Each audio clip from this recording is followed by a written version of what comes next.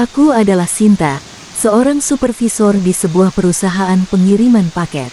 Malam itu, perjalanan pulangku terhalang hujan deras. Jam sudah menunjukkan pukul 8 malam ketika aku memutuskan untuk mencari tempat berlindung. Aku teringat sebuah gudang pengiriman paket yang tidak jauh dari posisiku saat ini. Gudang itu adalah tempat yang dikenal sebagai gudang 2 lantai yang jarang digunakan dan seringkali suasananya terasa mencekam. Aku menghubungi temanku yang kebetulan sedang piket di sana. Dia menyuruhku untuk datang. Setibanya di gudang, aku disambut oleh temanku dan 1 orang rekannya. Meskipun mereka terlihat biasa saja, aku tidak bisa mengabaikan perasaan ganjil yang menghinggapiku begitu aku melangkahkan kaki ke dalam gudang itu. Gudang yang besar dan gelap, dengan bayangan-bayangan aneh yang tercipta dari lampu yang remang-remang.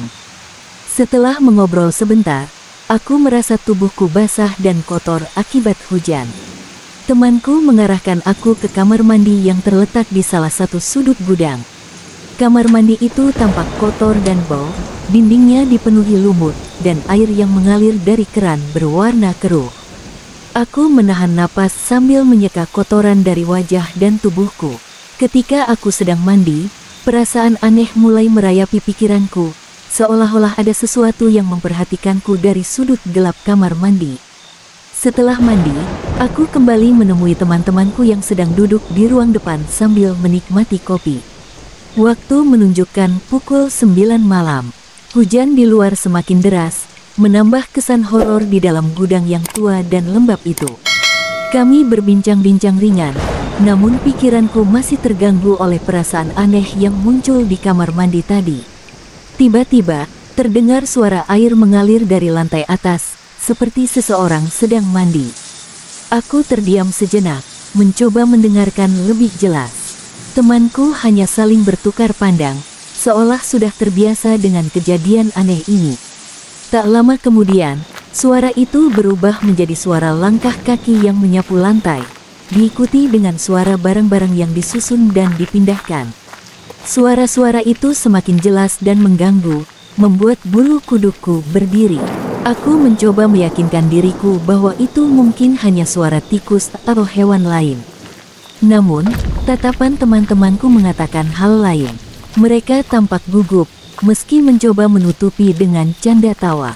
Ketika suara-suara aneh itu tidak kunjung berhenti, aku merasa udara di sekitar kami semakin dingin dan berat. Cahaya lampu yang remang-remang tiba-tiba berkedip-kedip, menciptakan bayangan yang bergerak-gerak di dinding. Suara-suara dari lantai atas semakin keras dan mengganggu, seolah-olah ada aktivitas yang tidak kasat mata sedang terjadi di sana. Aku menelan ludah, mencoba menenangkan diri. Malam itu, di gudang yang mencekam, aku merasa terjebak dalam ketakutan yang nyata. Sesuatu yang tidak terlihat, namun sangat nyata keberadaannya, menghantui setiap sudut gudang itu. Aku hanya bisa berharap malam segera berlalu dan pagi segera datang, menghapus semua kengerian yang kami rasakan. Kami duduk di ruang depan gudang, berusaha mengalihkan perhatian dari suara-suara aneh di lantai atas. Namun, setiap kali suara itu terdengar, aku merasakan jantungku berdetak lebih cepat. Teman-temanku mencoba bercanda, tetapi nada suara mereka menunjukkan ketegangan yang sama seperti yang kurasakan. Sekitar pukul 10 malam, lampu di dalam gudang tiba-tiba padam. Kegelapan menyelimuti kami. Hanya ada suara derasnya hujan di luar dan suara langkah kaki dari lantai atas yang masih terdengar jelas. Dengan cepat, salah satu temanku mencari senter.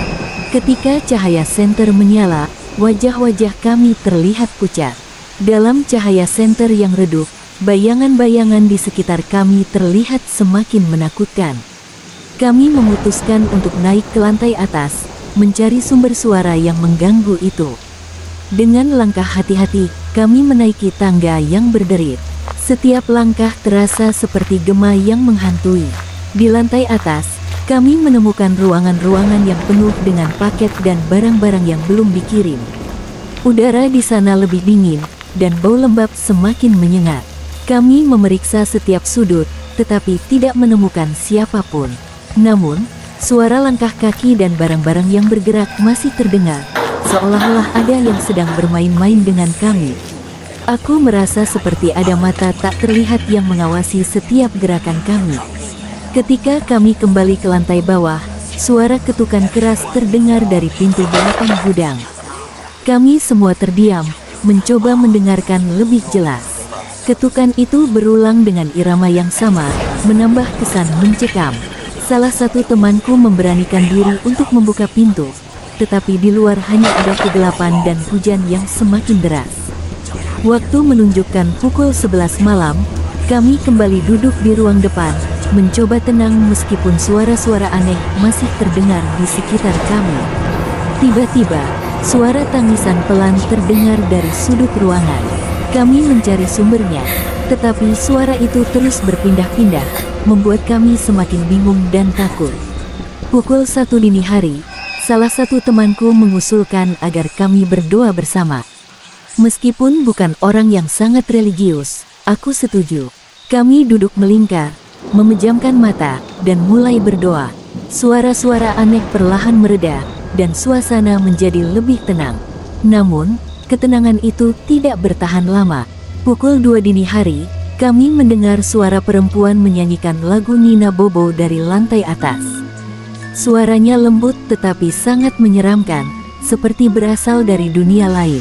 Kami saling berpandangan dengan rasa takut yang mendalam. Siapa yang bisa menyanyi di tempat seperti ini pada jam segini?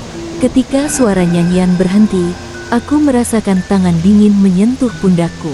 Aku berbalik dengan cepat, tetapi tidak ada siapapun di belakangku.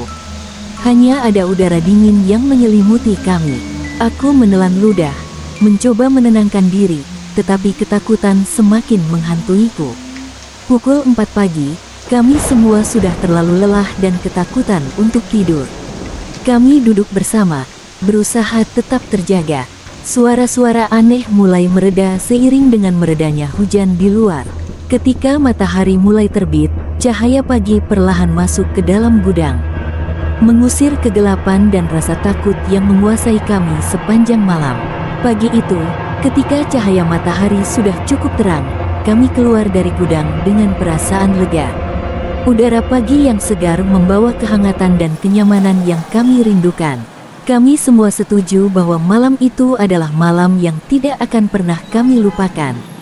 Beberapa hari kemudian, aku mendengar cerita dari warga sekitar bahwa gudang itu memang sering terjadi hal-hal mistis seperti itu. Warga sekitar hanya mengingatkan sebaiknya jangan bermalam di gudang itu karena gudang itu sangat menyeramkan. Sejak saat itu, banyak yang mengaku mengalami kejadian-kejadian aneh di gudang tersebut. Namanya Mayang, dan dia sudah bekerja di gudang pengiriman paket ini selama hampir 3 tahun. Awalnya, pekerjaan ini tampak biasa saja. Namun, sejak beberapa bulan terakhir, dia mulai mengalami kejadian-kejadian aneh yang membuat bulu kuduku berdiri. Kejadian ini terjadi beberapa minggu yang lalu. Sekitar pukul 1 dini hari, mereka mendengar suara tangisan pelan dari sudut ruangan. Mereka mencari sumber suara, tetapi suara itu terus berpindah-pindah, membuat mereka semakin takut. Tiba-tiba, lampu di gudang berkedip-kedip dan mati. Dalam kegelapan, mereka mendengar suara langkah kaki mendekat. Dia merasakan napasnya semakin berat. Ketika lampu kembali menyala, tidak ada siapapun di sekitar mereka. Lalu pada saat dini hari, suara ketukan keras terdengar lagi, kali ini dari jendela di lantai atas. Mereka berdua memutuskan untuk tidak memeriksanya dan tetap di ruang bawah. Suara-suara aneh masih terdengar, membuat mereka tidak bisa tenang. Ketika akhirnya pagi tiba dan matahari mulai terbit, mereka keluar dari gudang dengan perasaan lega. Udara pagi yang segar membawa kehangatan yang sangat mereka rindukan setelah malam penuh teror itu. Cerita-cerita tentang gudang ini bukan hanya sekedar rumor. Dia telah mengalaminya sendiri, dan setiap kali dia dijadwalkan untuk piket malam, perasaan cemas dan takut selalu menghantuinya. Gudang ini bukan hanya tempat kerja, tetapi juga tempat di mana dia mengalami ketakutan yang tidak pernah dia bayangkan sebelumnya. Pengalaman ini membuatnya lebih berhati-hati dan selalu waspada setiap kali berada di sana, terutama saat malam tiba. Cerita-cerita mereka itu membuat bulu kudukku merinding. Malam itu adalah pengalaman nyata yang penuh dengan kejadian menyeramkan, yang akan selalu menghantuiku setiap kali aku mengingatnya.